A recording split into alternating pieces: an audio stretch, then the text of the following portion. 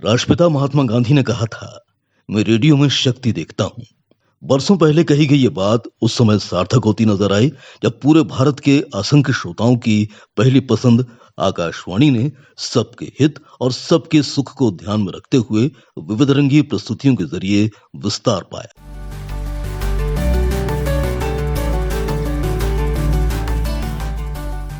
लोगों का जीवन स्तर कैसे सुधारें, सही मायने में आदमी को एक अच्छे एंटरटेनमेंट की जरूरत होती है। पूर्व कार्यक्रम अधिकारी आकाशवाणी भोपाल SP सिंह। एजुकेशन की जरूरत होती है, शिक्षा यदि अच्छी है, मनोरंजन अच्छा है, सूचना अच्छी है और इसका ख्याल शुरू से रखा गया। शिक्षा के प्रोग्राम हैं, जितने भी सूचना के कार्यक्रम हैं, एंटरटेनमेंट के कार्यक्रम हैं, लोगों तक पहुंचाने की कोशिश की गई। किसी भी तरह के प्राइवेट चैनल, उनके कॉमर्शियल एंगल हैं उनके, लेकिन ये एक ऐसा एंगल है, एक प्लेटफॉर्म है जहां पर चारों तरफ से कहीं से भी घुमा फिरा के यदि हम देखें तो उनके कल्याण की ही बातचीत होती है।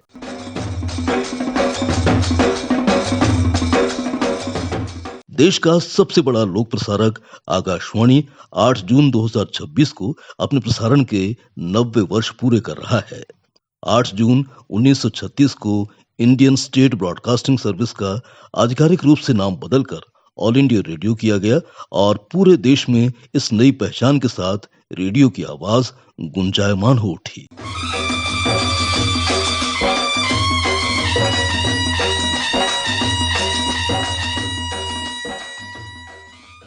पूरी दृढ़ता के साथ प्रसारण का जो सिलसिला शुरू हुआ वो आज निर्बाध रूप से जारी है और पहुंच चुका है 90 वर्ष की दहलीज पर।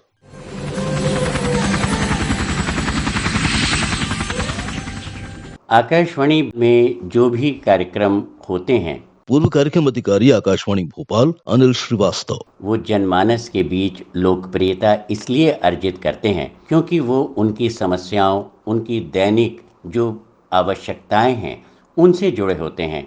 और इस तरह के कार्यक्रम जब हम बनाते हैं तो हमेशा ये ध्यान रखते हैं कि समाज का हर वर्ग उससे लाभान्वित हो।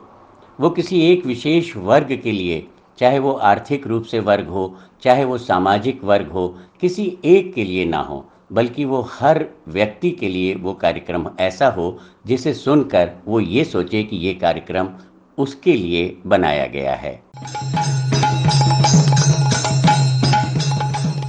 आकाशवाणी, जिसने अपने प्रसारण को, अपने कार्यक्रमों को वर्ग विशेष तक सीमित न रखकर जन जन तक पहुंचाया है। कभी एक स्थान पर रखे हुए बड़े रेडियो से अपनी पसंद के कार्यक्रमों को आज हम ट्रांजिस्टर, पॉकेट रेडियो, मोबाइल या फिर इंटरनेट के जरिए विविध प्लेटफॉर्म पर सुन रहे हैं। अपने ज्ञान में इजाफा कर रहे हैं, साथ ही स्वस्थ मनोरंजन से झूम रहे हैं। सच्ची खबरों की दुनिया में ले जाने वाले आकाशवाणी की आवाज हर एक की जिंदगी को सकारात्मक दिशा में मोड़ रही है, ले जा रही है उस संसार में जहां है वो रोशनी की किरण जिसके प्रकाश से जीवन में आती है प्रगति की, उन्नति की बयार। आकाशवाणी ने अब तक मौसम का हाल भी पहुंचाया है, मंडी भाव भी बताया है, खेलों का महत्व बताया है, तंदुरुस्त रहने के गुर भी सिखाए हैं। महर्षि पतंजलि का योग सूत्र का प्रथम सूत्र है अथ योगानुशासनम। जीवन में अनुशासन ही योग है। योग प्रशिक्षक आकांक्षा यादव। अनुशासन किसी भी चीज का, हर चीज का, रात को सोने का, सुबह उठने का, हर काम अपना दिन का समय पे करने का, ये अनुशासन है। अनुशासन को अपने जीवन में लाइए और स्वास्थ्य प्राप्त कीजिए। अपनी धरा, अपनी वसुंधरा की रक्षा करने का आह्वान भी प्रमुखता के साथ किया है। हम आस्था और पर्यावरण के बीच समन्वय रख सकते हैं। पर्यावरण विशेषज्ञ RK श्रीवास्तव। यही हमारे वेदों में भी दिया है, यही हमारी साइंस कहती है और पर्यावरण के सारे नियम इस ओर इशारा करते हैं। NGT जिसको कहते हैं नेशनल ग्रीन ट्रिब्यूनल, उसकी सेंट्रल जोनल बेंच भोपाल में है, प्रिंसिपल बेंच दिल्ली में है। इनमें भी इस तरह के सारे प्रकरण पब्लिक की ओर से ले जाए गए हैं और वो ये चाहते हैं कि जो हमारे नदियां हैं वो प्रदूषित ना हो सके। हर नई घटना और नियम कायदे से वाकिफ कराना आकाशवाणी की प्राथमिकता में शामिल है।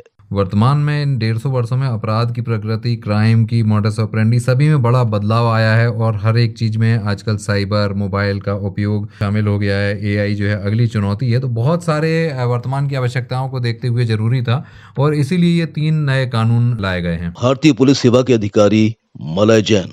आईपीसी की जगह जो शुरू होगा वो है भारतीय न्याय संहिता 2023, दूसरा सीआरपीसी की जगह पर है भारतीय नागरिक सुरक्षा संहिता 2023 और इसके अलावा जो भारतीय साक्ष्य विधान था उसकी जगह भारतीय साक्ष्य अधिनियम लाया गया है।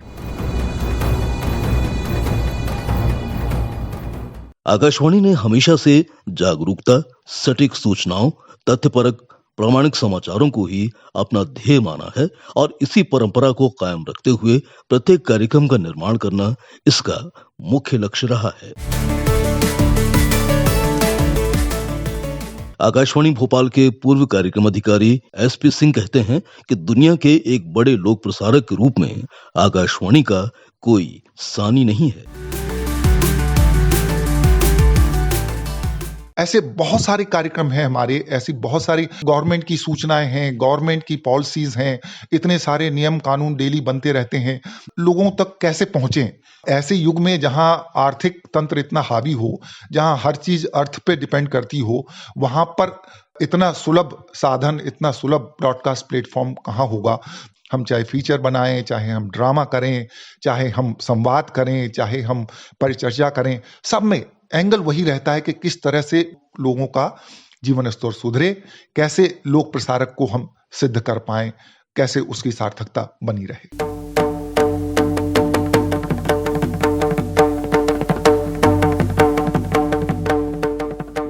वरिष्ठ गीतकार डॉक्टर रामवल्लभ आचार्य जी का आकाशवाणी से पुराना नाता है। आकाशवाणी के लिए समय समय पर विभिन्न रचनाओं के जरिए उन्होंने अपना खास योगदान दिया है।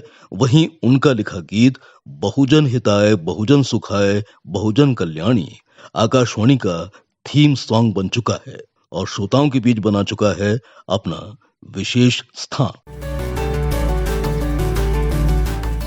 खुशी की बात है कि आकाशवाणी 90 साल अपने पूर्ण कर रहा है। आकाशवाणी भोपाल के 50 वर्ष, उस वक्त मुझसे कहा कि स्वर्ण जयंती वर्ष के उपलक्ष्य में आकाशवाणी पर कोई गीत आप रचना कीजिए। तो मैंने आकाशवाणी गीत लिखा जिसके बोल थे बहुजन हिताय बहुजन सुखाय बहुजन कल्याणी गुंजित अनंत नित दिग दिगंत शुभ मंगलवाणी आकाशवाणी आकाशवाणी। श्री प्रकाश शुजालपुरकर जी ने अपने संगीत निर्देशन में वृंदगान के रूप में गवाया और उस अवसर पर जो आकाशवाणी के महानिदेशक थे उन्होंने इसको आकाशवाणी गीत के रूप में अनुमति दी और तब से ये गीत सभी आकाशवाणी केंद्रों द्वारा अपने कार्यक्रमों में प्रसारित किया जाता है।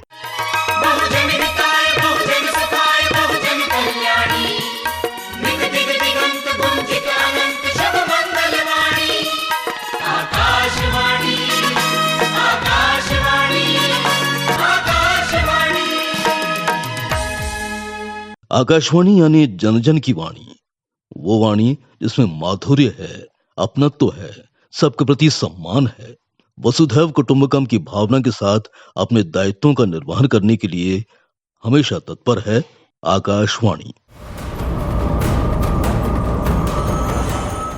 मैं तो हमेशा से कहती आ रही हूँ that radio is my companion, my inspiration, my guide, my everything. मशहूर पॉप गायिका उषा उथो। अगर रेडियो ना होता तो it would be impossible for me. And I will never believe that the video can kill the radio. The radio is the most powerful medium in the whole world. And I'm so grateful to God that we have All India Radio. Akashvani and Doordarshan जैसे reach कहीं भी नहीं है. So I'm really grateful for that. संगीत संसार की ऐसी कई शख्सियत हैं जो आकाशवाणी को एक ऐसा मंच मानती हैं जिसके द्वारा उन्हें उत्तरोत्तर प्रगति का रास्ता मिला और मिली विशेष पहचान। आकाशवाणी में मैं सबसे पहले शुरू किया बनारस में। सुविख्यात गायक पंडित छन्नूलाल मिश्र। इलाहाबाद में गया। शास्त्रीय संगीत को यही जीवित रखा है। हमको रेडियो स्टेशन से बहुत सा फायदा हुआ, बहुत नाम हुआ। शुरू में ही हम ए ग्रेड हो गए, उसके बाद टॉप ग्रेड हो गए। कलाकार को पहचानते हैं रेडियो स्टेशन वाले, उस कला को निखारता है रेडियो ही। जय शिव शंकर औढर दानी हंसध्वनि भाल चंद्रमा त्रिशूल पाणी, जय शिव शंकर ऑर्डर दानी। 1973 में मैंने आकाशवाणी पास किया, वहाँ भी मैं पहले फेल ही हो गई। प्रसिद्ध लोक गायिका शारदा सिन्हा। फिर दोबारा ऑडिशन दिया, वहां से भी चिट्ठी गई कि आपकी आवाज डिस्क्वालीफाई हो गई है। फिर कोशिश की हमने, 6 महीने के बाद फिर ऑडिशन दिया और फिर पास की मैं। गीत, गजल और भजन तीनों लाइट म्यूजिक में आते थे, तो मैं आकाशवाणी पटना की कलाकार बनी। ये बहुत ही सशक्त माध्यम है, उज्जवल भविष्य इसका है। सूचना तंत्र के इस जमाने में भी अभी भी लोगों को देखते हैं कि आकाशवाणी का एक खास टाइम जो है वो तंत्र है एक, उस आर्टिस्ट को बढ़ाने के लिए, या वो टॉक देने वाला हो, वो गाने वाला हो, वो थिएटर करने वाला हो, हर तरह के आर्टिस्टों को उसमें एक मौका मिलता है। कहे तो से सजना ये तोहरी सजनिया, पग पग लिए जाऊं तोहरी बलैया में, पग पग लिए जाऊं तोहरी बलैया। वरिष्ठ पत्रकार दीपक तिवारी के जहन में आकाशवाणी की कई स्मृतियां कायम हैं। यहाँ तक कि स्टूडियो का एम्बियंस और यहाँ की खुशबू को भी वे भूले नहीं हैं। मैं जब भी कहीं जाता हूँ और अवसर मिलता है ऑल इंडिया रेडियो या स्टूडियो में जाने का, तो जैसे ही घुसता हूँ तो वो लकड़ी की जो सौंधी सौंधी महक है वो एकदम एक रूमानी दुनिया में, एक नॉस्टैल्जिया में ले जाती है। स्टूडियो के मोटे मोटे दरवाजों में, और वो जो उसमें एक की आवाज आती है जब वो दरवाजे बंद होते हैं, वो आज तक नहीं बदले। वो जो स्टूडियो में बैठे हुए जो लोग होते हैं, अब तो आप लोग तस्वीरें भी देते हैं, तो हरे रंग का जो टेबल क्लॉथ पड़ा होता है वो आज तक नहीं बदला, तरीके बदल गए।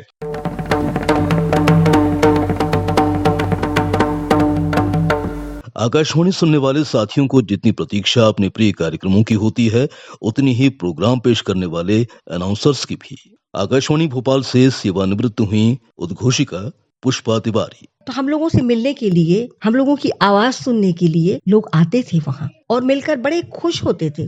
वो जो हमें प्यार मिला, भावनात्मक रूप से भी मिला, पत्रों के द्वारा भी मिला, कि वो जो प्रसिद्धि हम लोगों को मिली, जो खुशी मिली, जिसका एहसास हमें आज तक है। और हमारे आकाशवाणी भोपाल का माहौल, एक लगता था एक दूसरे परिवार में हम आ गए हैं।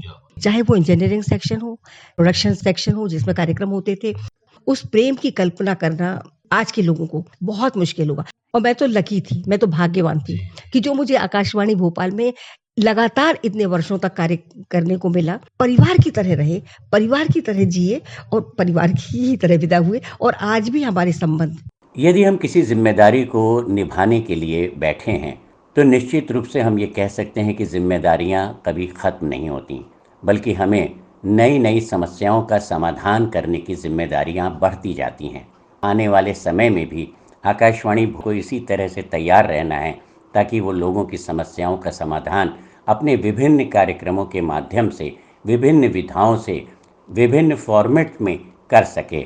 और मुझे उम्मीद है कि ऐसा ही होता रहेगा। Please listen to Akashvani. Please listen to All India Radio.